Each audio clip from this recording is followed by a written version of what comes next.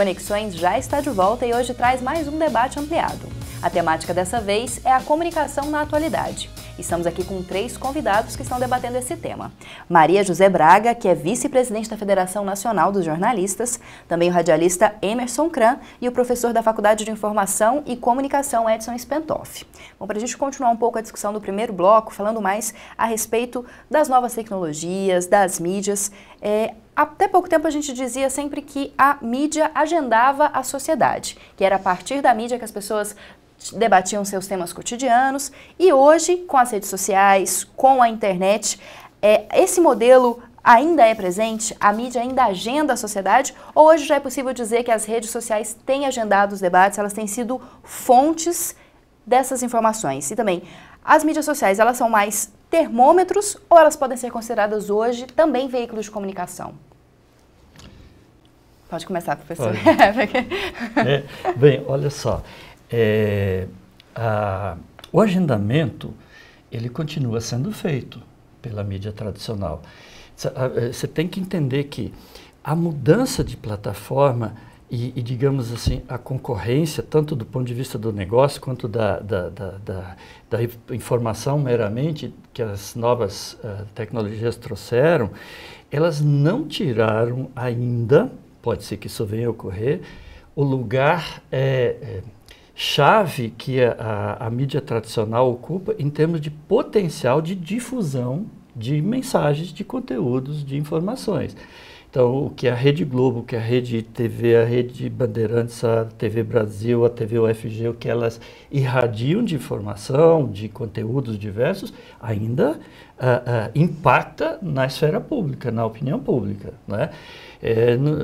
Muitas análises me fazem pensar que acabou a mídia, acabou o jornal impresso. Aliás, associações internacionais de donos de jornais estão prevendo que no Brasil o jornal impresso ainda tem uma vida aí de 15, 20 anos, talvez a Europa, Estados Unidos de 5. Mas agora, como eu disse antes, quando eu vejo a Amazon comprando o Washington Post e apostando no jornalismo, eu acho que talvez essa previsão fure. Então, continua agendando. Mas desde sempre a sociedade também agendou a mídia, com menos poder, obviamente, do que no sentido contrário. E com menos poder, obviamente, do que hoje, com as redes sociais. Então, a sociedade hoje, além de agendar melhor a mídia, com mais impacto, mais capacidade, mais incisão, mais influência, ela também agenda mais diretamente a sociedade. As trocas de informações se dão à margem da mídia, tá? E isso não elimina, como já dissemos em todo o primeiro bloco, a necessidade da mediação profissional e institucional do jornalismo. Como é que a sociedade agenda a mídia e como é que a sociedade agenda a sociedade? Por exemplo, antes da internet, várias organizações sociais começaram a entender o que tecnicamente a gente chama de valor notícia e começaram a perceber o que é notícia, onde o jornalista corre atrás, onde a mídia corre atrás, e começaram a produzir o que também se chama genericamente de factoides. Então, organizações como Greenpeace, MST, a ANDI, que é a Agência Nacional de Direitos de Notícias dos Direitos da Infância, da Adolescência, elas começaram a descobrir isso muito bem.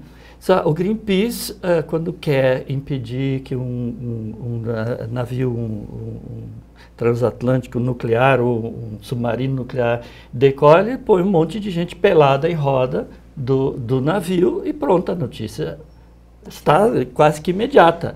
A mídia vai lá e cobre.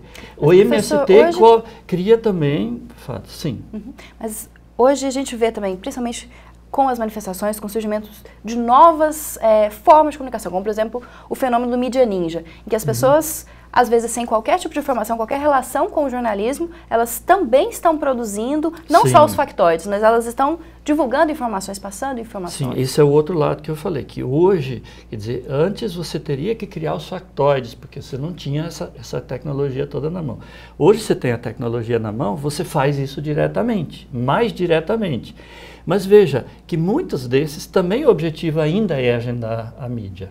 né, para que a grande mídia, com a sua capacidade de difusão, ainda cubra o fato também. Em outros, nem tanto, não estão dando a mínima, como se diz no jargão popular, para a mídia e querem se comunicar mesmo direto com a sociedade, né? Então, a sociedade ganhou instrumentos. Há credibilidade nesse tipo de produção? Não há, é uma análise toda a ser feita. Precisa ser feito com muita qualidade, porque o cidadão tem direito de receber informações de qualidade. Então, o agendamento, na minha opinião, ele continua ocorrendo pela mídia tradicional e hoje com mais força da sociedade para a mídia tradicional e da sociedade para a sociedade, horizontal e vertical. O agendamento ganhou força com as novas tecnologias e principalmente com a internet para os públicos segmentados. Isso a internet faz de uma forma nunca antes vista na história da humanidade, para a gente usar um jargão bastante conhecido no Brasil. O que ocorre? A sociedade ela é múltipla e diversa. Para vocês terem uma ideia, outro dia eu tomei conhecimento e com certo espanto do mundo dos skatistas. Porque eu precisei de levar uma criança que gostava de skate para uma pista de skate e descobri que tem um mundo dos skatistas. E eles trocam informações e fazem isso com uma agilidade impressionante. E tem os seus produtos e tem o seu mundo de interesse específico. Assim a gente pode dizer que existem N mundos na sociedade.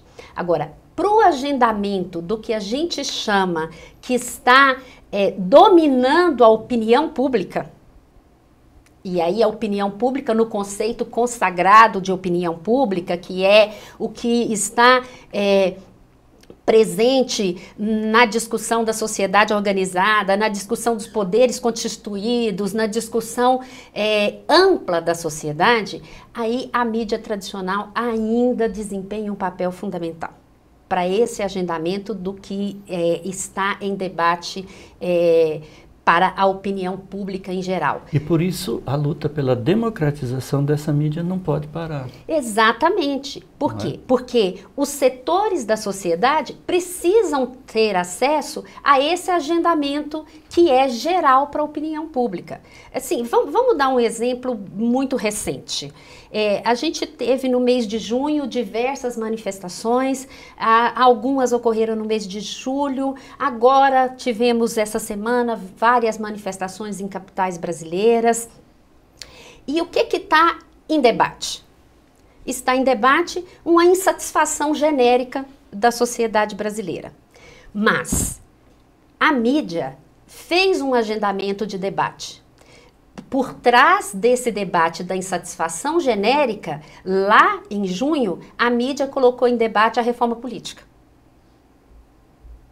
Não foram as redes sociais, não foram os manifestantes em si que colocaram em debate a reforma política, mas houve sim a gente pode avaliar que podem ter interesses políticos partidários por trás desse agendamento, a gente pode avaliar que poderia haver inclusive uma tentativa de desestabilização de governo, podem haver N análises, mas é fato que procurou-se dar um sentido maior de interesse público para aquelas manifestações que pautavam temas diversos e muitas vezes pulverizados, né, que com exceção da questão do transporte, não desencadearam uma luta concreta e vamos dizer assim, um ganho real para a sociedade. Então, nesse aspecto, a mídia tradicional desempenha ainda um papel crucial para o agendamento do que vem a público e do que se constitui posteriormente como opinião pública. Eu quero fazer uma defesa aqui, que é a necessidade de nós olharmos para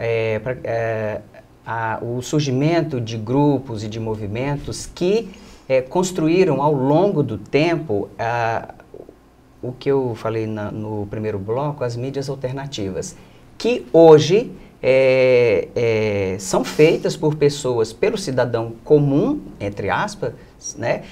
Mas que também vem agregando ao longo do tempo profissionais que, pela falta de espaço na chamada grande mídia, migrou para esses veículos estabelecendo novos modelos e novos formatos. Quero citar aqui, por exemplo, um caso de Goiânia que está sendo hoje debatido e construído pelo Centro de Referência da Juventude, que é a construção, a montagem dos seus espaços midiáticos. Né? Tive um breve contato com o grupo que está planejando isso, né? E eles vão fazer de qualquer jeito, né? Com ou sem os profissionais, mesmo porque ao longo do tempo, ao longo de um tempo, são pessoas que, devido ao barateamento das tecnologias, adquiriram equipamentos e, de uma certa forma, fizeram com que essa informação que é construída por esses grupos, por esses movimentos, viesse à tona, criando um público para esse tipo de veículo, para essas mídias, né? Nós temos aí historicamente o debate das rádios comunitárias, né, que, a grosso modo, não é feito por profissionais, excetuando aí os casos das muitas rádios que foram parar nas mãos de políticos e igrejas, né? E de pequenos e microempresários de emissoras de rádios que migraram também de forma oportunistas para o movimento de radiodifusão comunitária. Por outro lado também, nós temos, por exemplo, o caso ali em São Paulo da criação da Rede Brasil Atual, né? Que hoje possuem 3 emissoras de rádio e 2 de televisão. São concessões, né? São rádios FMs e televisões que vêm desconstruindo um pouco também o discurso do conteúdo produzido pela grande mídia. É uma outra informação também. Né? Temos jornais, revistas, sites e blogs que são produzidos também por profissionais, por jornalistas, por radialistas, profissionais formados, mas também, por exemplo, quando nós pegamos aí o Mídia Ninja, o coordenador dele é um jornalista, mas que agrega em torno pessoas que estão lá vou dizer, no front, né? Porque muitas vezes é isso, que agregam pessoas que estão produzindo um modelo de informação que se adequa a uma necessidade de consumidor de informação. Mas, Emerson, quando a gente destaca o papel da mídia tradicional, pelo menos nós da Federação Nacional dos Jornalistas, nós não estamos defendendo nem o modelo, nem a linguagem dessa mídia tradicional. Claro. Tá? Então, que isso fique bastante claro. Exatamente. Porque a gente brinca na Federação Nacional dos Jornalistas, mas brinca a sério, que quando se fala em crise do jornalismo, só se fala em crise do jornalismo em função do mau jornalismo, que é praticado por inúmeros veículos de jornalismo do Brasil e do mundo, que faz a confusão de jornalismo com entretenimento, que faz a confusão de jornalismo com opinião rasa, porque, é claro, existe o jornalismo de opinião, mas tem que ser fundamentado, tem que ser embasado. Então, existe, sim, uma produção que precisa de ser melhorada e precisa de ser repensada. E aí, esses veículos de mídia que surgem, os independentes, vou dizer, e inclusive também os veículos de mídia que estão sendo lançados por entidades, por organizações, por governos, né? Nós temos aí um crescimento da mídia pública no Brasil nos últimos anos, com o surgimento da EBC, que é sim uma forma de você fazer a diversificação e, por meio da diversidade, da pluralidade, você melhorar os conteúdos. E aí, tanto o que a gente chama de mídia alternativa, quanto o que o professor Chico Santana chama de mídia das fontes, tem um papel fundamental. Então, é isso, a Universidade Federal tem uma TV, e está constituindo a sua TV como uma TV pública, fazendo o debate das questões de interesse da sociedade e também das questões de interesse da universidade. É claro que sim, é esse o papel da TV, fazê-lo. E assim a gente pode enumerar N organizações e instituições da sociedade que estão contribuindo para essa democratização dos meios de comunicação. E, obviamente, inclusive os movimentos que surgem independentemente de organizações, como é o caso do Mídia Ninja, que eu acho que sim, que traz uma contribuição efetiva, principalmente para a gente avaliar o que está sendo produzido e como que os chamados veículos tradicionais de mídia, muitas vezes, pecam na cobertura que fazem.